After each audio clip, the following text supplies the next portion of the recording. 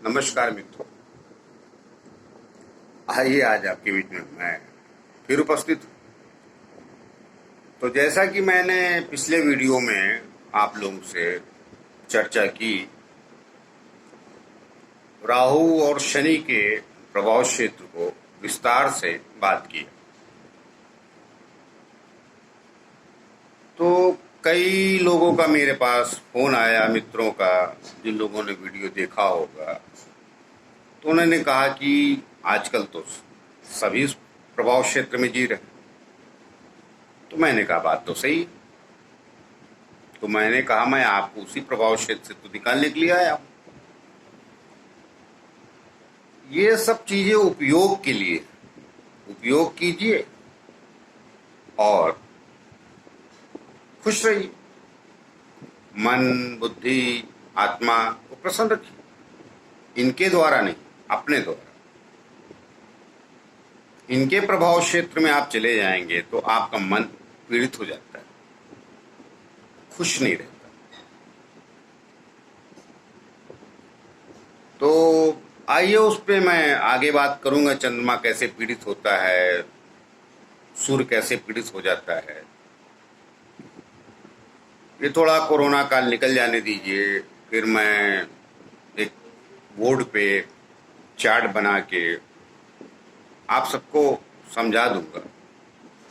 राशियों के तत्व होते हैं, ग्रहों के भी तत्व होते हैं, वो आप कैसे प्रभाव डालते हैं। आप तो सिर्फ ग्रह देखते हैं। दरअसल बात यह है कि दुनिया में जो नहीं दिखता वही संसार चलाता है।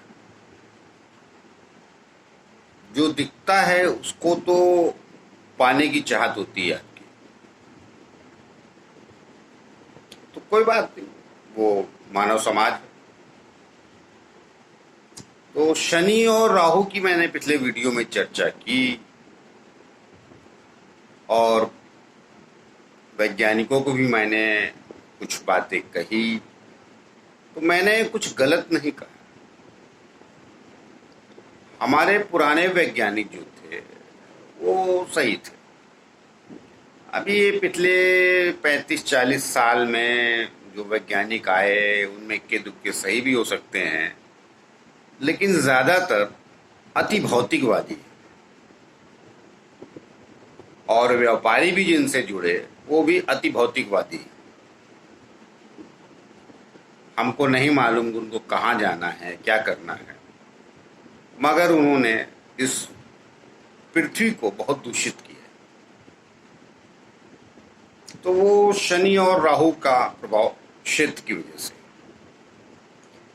तो शनि का मैंने पिछले वीडियो में कहा था इतना बुरा प्रभाव क्षेत्र नहीं, लेकिन राहु का जब आया तो इसने पृथ्वी को हलचल मचा दी और मानव समाज पीड़ित हो गया। तो तकलीफ ये है कि राहु तो फिर राहु है ना, मैंने कहा ना, उसका सर ऊपर सर होता है। मोबाइल, ये मीडिया, ये सब इनके क्षेत्र में आते हैं। तो आइए ऐसा क्यों होता है वो भी बताता हूं। अभी कोरोना आ गया, तो आइए उसको बात आगे करूंगा। पहले थोड़ा ज्योतिष शास्त्र की बात कर लेता हूं कि ऐसे होता क्यों। तो मैंने पीछे आप लोगों को 9 ग्रह बता चुका हूं। आइए बार फिर से गिन देता हूं। सूर्य, चंद्रमा, मंगल, बुध, शुक्र, शनि, नहीं वो एक भूल रहा हूं। सूर्य, चंद्रमा, मंगल, बुध, गुरु, शुक्र और शनि, ये 7 प्लेनेट है। और राहु केतु। तो राहु केतु छाया ग्रह, ये 7 प्लेनेट तो आपको दिखते हैं, राहु केतु नहीं दिखते। कुंडली में 9 ग्रह ही बैठते हैं तो हम लोग देख लेते हैं। तो लोगों को भविष्य वगैरह बता देते हैं। तो आइए बताते कैसे। तो आइए पहले आज राहु केतु बता देता हूं, कई बार से रह जाता है विषय राहु केतु। तो ये 9 ग्रह तो हैं, 7 मगर दिखते हैं, राहु केतु दिखते नहीं। और कुंडली में राहु केतु भी रहते हैं, 7 प्लैनेट के साथ राहु केतु की भी स्थान रहता है। तो 9 ग्रह कुंडली में रहते हैं। तो हम लोग कुंडलियां जांचते हैं जब, तो देख लेते हैं प्रभाव, तो फिर वैसा आगे का भविष्य प्रेडिक्शन कर देते हैं आदमी का, या वर्तमान का या भूतकाल का पूछ लेते हैं, ये स्थिति गुजरी थी क्या आपके जीवन में। सामने वाले बोल देता हाँ गुजरी थी, और तो भविष्य भी वैसे ही गुजरेगा। जब वो घटा है भूत और वर्तमान घट रहा है, तो भविष्य भी घटेगा वैसे ही। तो आइए थोड़ा राहु केतु पे हाथ प्रकाश डाल देता हूं। तो राहु केतु कौन है? बात दरअसल ये है कि वैज्ञानिक तो पता नहीं, वो धूमकेतु गिरता है पृथ्वी पे और अलग अलग उनकी मानसिकताएं हैं, वो जाने। हमारे जो ज्योतिष शास्त्र में पकड़ा जाता है कुंडली में, वो सीधी सी बात ये है कि हमने कहा छाया ग्रह, तो ये जो चंद्रमा है, ये जब पृथ्वी के मार्ग को दक्षिण से उत्तर की तरफ ये जब जाने लगता है, तो ये छाया डालता है। अब जाने दियो, साइंटिफिक विषय है, हम ज्योतिषाचार्यों के लिए वैज्ञानिक विषय है। मोटे शब्दों में आपको समझा देता हूं कि चंद्रमा की अपना कोई प्रकाश नहीं, माफ कीजिएगा, अपना कोई प्रकाश नहीं, सूर्य से प्रकाशित होता है। तो ये पृथ्वी में छाया डालता है। तो जो पृथ्वी में छाया पड़ती है, तो वो 180 अंश का कोण बनाता है। तो एक हिस्सा राहु और दूसरा हिस्सा केतु। इसीलिए कुंडली में हमेशा ये आमने सामने ही रहते हैं, ये कभी परिवर्तित ही नहीं होते। हर प्लेनेट परिवर्तित होता रहता है कुंडली में, आगे पीछे जाएगा, मगर ये आमने सामने ही रहते। क्यों? छाया पड़ती है पृथ्वी पे इसकी, तो ये पृथ्वी घूम रही है और चंद्रमा भी घूम रहा है। तो जैसे जैसे मूवमेंट होती है, तो हमारे गणितज्ञों ने, हमारे ज्योतिषाचार्यों ने, मनुष्यों ने वो गणनाएं कर ली थी, तो सदियों से वैसे ही चली आ रही, और आज तक वो करेक्ट है। दक्षिण भारत में इस राहु कालन की विशेष महत्ता है, वो बहुत ज्यादा इसको ध्यान रखते हैं। राहु कालम में कोई काम करते नहीं। तो आइए आज उनके बारे में नहीं बात करूंगा, दक्षिण के व्यापारी और उनके ब्राह्मण के बारे में। तो आइए बात करते हैं, ये कोरोना जो हुआ, ये विवादित विषय में आना नहीं चाहता था, मगर क्या करूं, ठीक है, मित्रों दोस्तों का फोन आया तो हमने कहा वो भी बता दूंगा। तो बात दरअसल ये है कि ये 9 प्लैनेट है, मैंने आपको बता दिया। इनमें 2 पक्ष, सूर्य, चंद्रमा, मंगल और गुरु, ये एक पक्ष। तो इनके तीनों प्लैनेट के गुरु बृहस्पति अर्थात गुरु प्लैनेट है, सूर्य, चंद्रमा और मंगल के, ये पक्ष। दूसरा पक्ष क्या है ग्रहों का? शुक्र, शनि, राहु और केतु। इनके गुरु शुक्राचार्य हैं अर्थात शुक्र हैं। इन चारों में अर्थात हाँ, एक एक विभाग 4 ये 4 ये, इनमें कभी आपस में पटरी खाती नहीं। और आप सोच रहे हो बुध कहाँ गया? तो बुध दोनों जगह रहता है। इनके साथ कनेक्ट हुआ, शुक्र, राहु और शनि और केतु के साथ उनके जैसा, मंगल, बुध, गुरु और चंद्रमा और सूर्य के साथ हुआ तो उनके जैसा। तो ये दोनों तरफ रहता है। जैसे मैंने पिछले वीडियो में बोला होगा कि वो बुद्ध राजकुमार है, तो ये दोनों जगह कनेक्ट हो जाता है।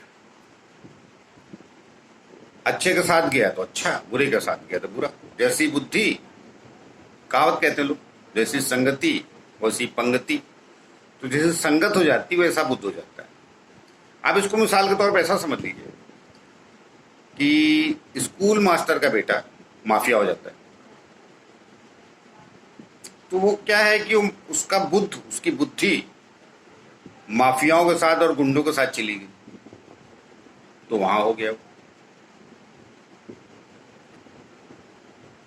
तो ये ये जो दो विभाग है प्लेनेट के, ये सदियों से चलते आए हैं और सदियों से खगोलीय घटनाएं ब्रह्मांड में घटती आई हैं और इस पृथ्वी में भी होता रहा है। जैसे भी ये कोरोना काल आ गया, तो बात दरअसल ये है, सच्चाई ये है कि जब भी चंद्रमा का, सॉरी माफ कीजिएगा, शनि मकर राशि में आता है हर 30 साल के बाद, तो ये रोक देता है इस पृथ्वी पे, क्योंकि मकर राशि पृथ्वी तत्व है। वो आगे मैं सब राशियों तत्व समझा दूंगा, पहले इसमें थोड़ा में समझ लीजिए। तो ये पृथ्वी तत्व है मकर राशि, जब भी मकर में आता है तो ये हमेशा रोक देता है पृथ्वी पे। अब कहा ना, जहां फल फूल और सुगंध है तो वहां थोड़ा बदबू भी है। ये तो जीवन पृथ्वी का, मानव समाज का, बाकी जीवों का, तो ये हमेशा देता है। ये कोई नई बात नहीं, मगर अब की ज्यादा प्रभावी क्यों होगी? क्योंकि हमारे वैज्ञानिकों ने, हमने कहा अति भौतिक, इन लोगों ने प्रदूषण बहुत ज्यादा फैला दिया। और सोने पे सुहागा ये था इस बार, मकर राशि में तो आया शनि, और मैंने आप लोगों को पिछले वीडियो में बताया होगा कि हर प्लैनेट का एक अंक होता है। सूर्य का जैसे 1 नंबर, चंद्रमा का 2 नंबर, गुरु का 3 नंबर, तो राहु का मैंने 4 नंबर बताया था। ये साल भी राहु का है, तो ये दोनों शनि और राहु प्रभावित हो गए पूरे पृथ्वी पे। और प्रदूषण पहले से दे रखा था। हमारे महान ज्ञानी, जिनको आप वैज्ञानिक बोलते हैं आजकल, मैं नहीं मानता इनको वैज्ञानिक, जो पृथ्वी और प्रकृति से संतुलन, अर्थात प्रकृति और ब्रह्मांड से संतुलन जो बैठाना नहीं जानता, उसे मैं वैज्ञानिक मानते ही नहीं। ये बहुत अति लालची हो गया 30-35 साल में। तो ये इस बार अति दूषित हो गई हमारी ये पृथ्वी। हमको किसी ने पूछा कि कई बार आप कहते हैं कि वो शनि आता है मकर राशि में तो रोक देता है, और आता है तो कभी गुजरात में, कभी महाराष्ट्र में, कभी यूपी में, कभी बिहार में, या अन्य प्रदेश में ले लीजिए, तो वहीं रुक जाता है, या फ्रांस में आएगा, या दूसरे प्रदेश, दूसरे दुनिया के देशों में आता है तो वहीं रुक जाता है। तो उसने पूछा कि इस बार तो कोई दुनिया में फैल गया, तो हमने कुछ ज्योतिषीय ज्ञान नहीं दिया उसको, एक लाइन और एक शब्द मैंने उत्तर दिया। कहा भाई ऐसा है, दुनिया ग्लोबल हो गई ना? बोला हाँ, तो हमने कहा रोग भी ग्लोबल हो गया, ऐसा मान लो। तो ग्लोबल ही हो गया, क्योंकि व्यापारी ग्लोबल हो गए, वैज्ञानिक ग्लोबल हो गए। इनको ज्ञान, बुद्धि, विकास, इनसे कुछ लेना लादना नहीं, सिवाय अपने तरक्की की। और हमको नहीं मालूम ये इतनी तरक्की करके कहाँ जाएंगे। पहले बात होती थी घर परिवार समाज में इज्जत हो जाए, चला लो। अब बात होती है 1 लाख करोड़, 2 लाख करोड़ के हम रईस हैं। हमको पता नहीं, इस कंपटीशन में क्या रखा है, हमको जानकारी नहीं इसके बारे में। और मैंने कहा ना कालखंड होता है, तो ये क्या है कि बहुत ज्यादा अब ज्ञान भी तो नहीं दे सकता आपको, एक वीडियो में क्या क्या बता दूं, और इनको ज्ञान नहीं है। ग्रहों में शनि महाराज जज भी हैं, तो न्याय भी करेंगे। तो इन लोगों ने क्या है कि विष्णु पुराण में सब लिखा हुआ है। तो अगले वीडियो में मैं आता हूं, काल केतु, धूम केतु और नए अजीब अजीब नाम मिलेंगे आपको विष्णु पुराण, जिनको भगवान विष्णु ने मारा। हयग्रीव, ये अजीब अजीब नाम है। मैं अगले वीडियो में आपको विस्तार से इस बात को समझाता हूं। तो ये क्या है, वैज्ञानिक जो है ना, वर्तमान के भौतिक वैज्ञानिक, पृथ्वी के लिए ठीक नहीं। तो आइए बात करते हैं अगले वीडियो में विस्तार से इस विषय में। नमस्कार।